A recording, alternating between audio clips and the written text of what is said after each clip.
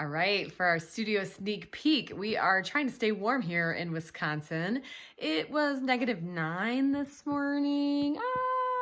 And your little Bolt, what does he think about that? Chilly?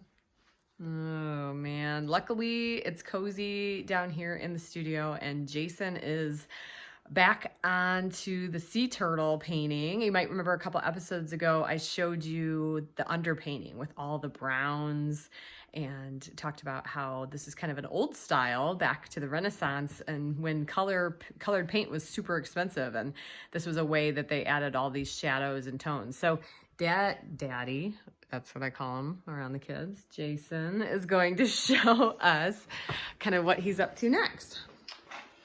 Hello there. So yeah, I've been doing a lot of experimenting, and I was at Barnes & Noble the other day and pulled out an art magazine, was reading it, and it talked about this process of this underpainting and how this works. And it actually went into more details that I wasn't aware of. And there's a part after the underpainting where it's called the velatura. This is an Italian word meaning to apply the veil. And so it's basically what you do is you then take white oil paint and bring out the bright values. Holy so moly. I'm working on that now, where the first step is I applied an oil medium to make it wet again because it was already dry.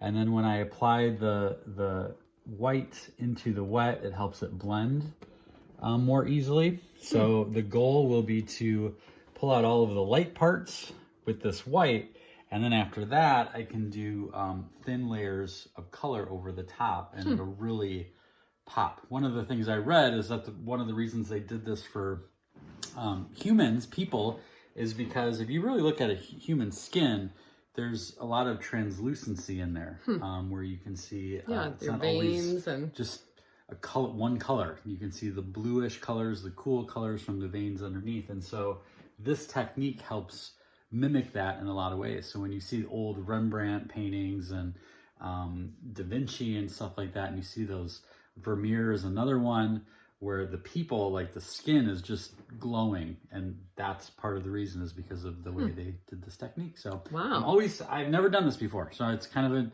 a next level of what I've always done, and always trying to tinker around and learn new things. You're this far into a painting and you're experimenting and tinkering?